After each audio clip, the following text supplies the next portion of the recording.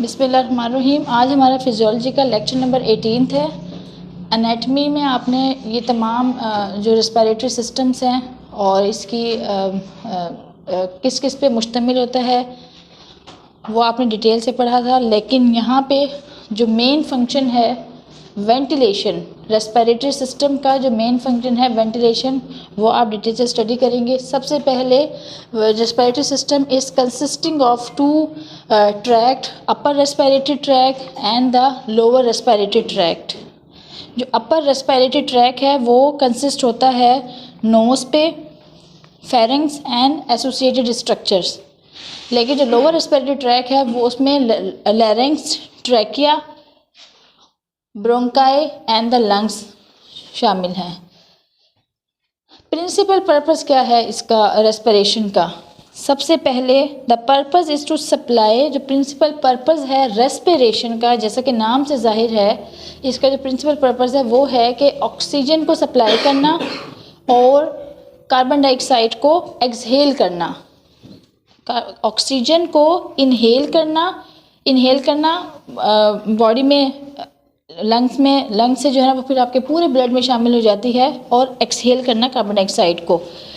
पर इसमें respiration can be divided into 4 basic functional events. सबसे पहले pulmonary ventilation.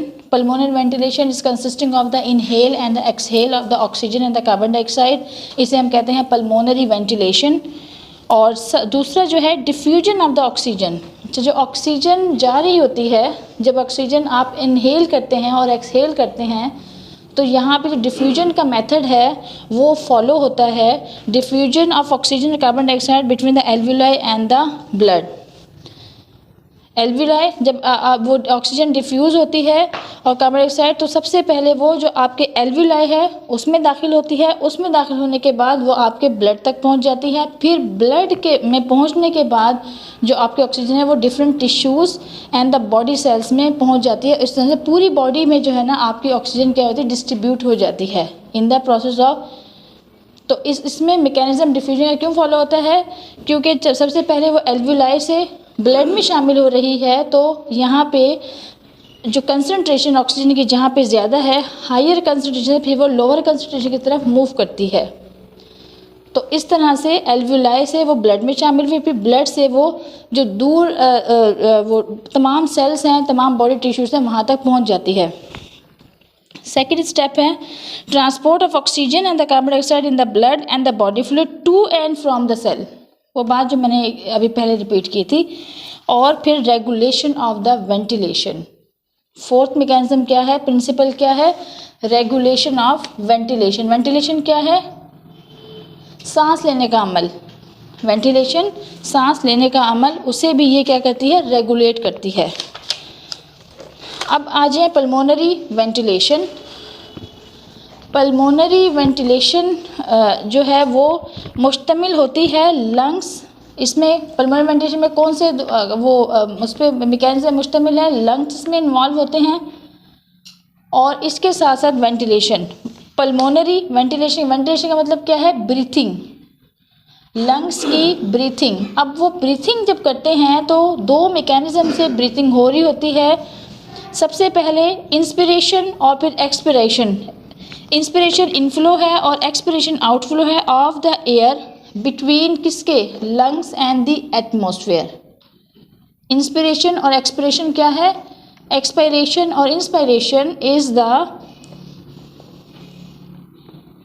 Flow of air between the atmosphere and the lungs. Pulmonary ventilation is defined as inflow and outflow of the air between the atmosphere and the alveoli of the lungs. Atmosphere से आप oxygen ले रहे हैं और lungs में oxygen पहुंच रही है, तो pulmonary ventilation is the inflow and the outflow of the air between the atmosphere and the alveoli of the lungs. In the process of ventilation an important factor called the pressure gradient, ये मैंने यहाँ पे mention किया। Pulmonary ventilation के लिए pressure gradient एक term है जो कि यूज़ होती है when the pressure gradient inside the lung is less than that of the atmospheric pressure। तो एयर जो है ना वो क्या करती है, अगर आपका प्रेशर ग्रेडियंट जो है लंग्स में कम होगा तो एटमॉस्फेयर से जो एयर है वो क्या करेगी, मूव करेगी इनसाइड द लंग्स।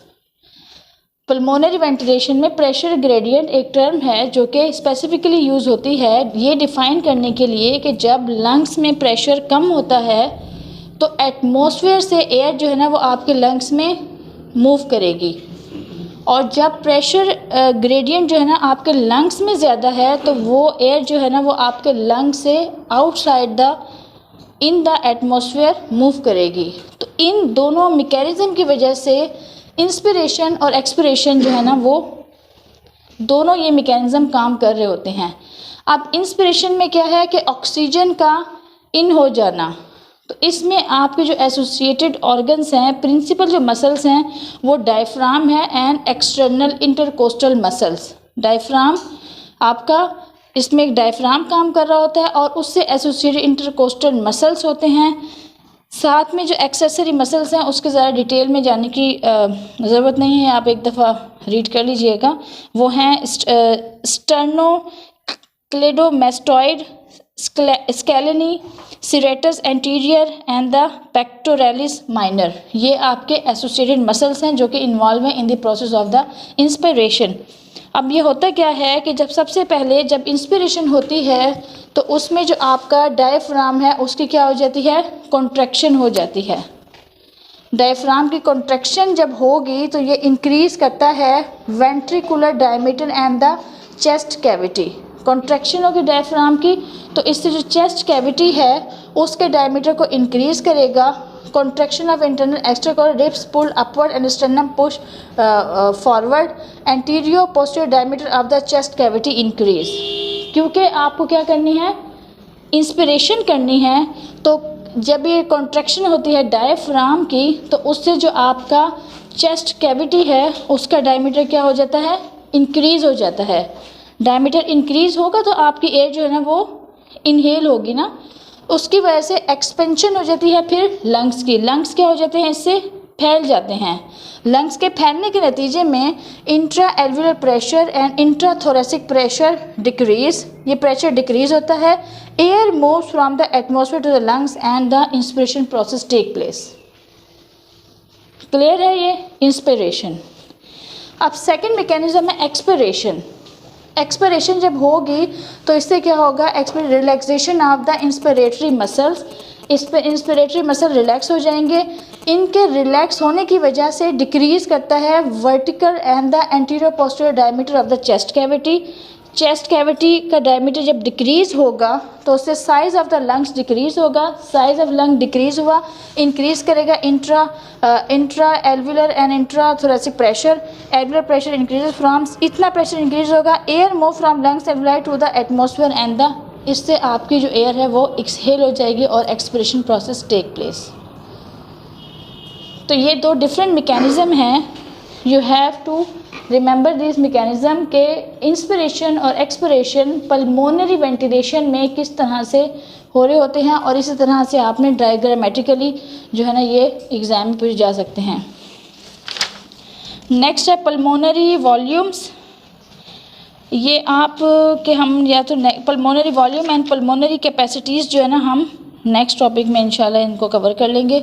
ये एक जैसी टर्म नहीं है कि पल्मोनरी वॉल्यूम है, टाइडल वॉल्यूम, और ये तो एक ही साथ आपको जो टर्म्स है इंटर रिलेटेड वो ज़रूरत पड़ेगी, उसमें हम ये नेक्स्ट टॉपिक में कवर करेंगे।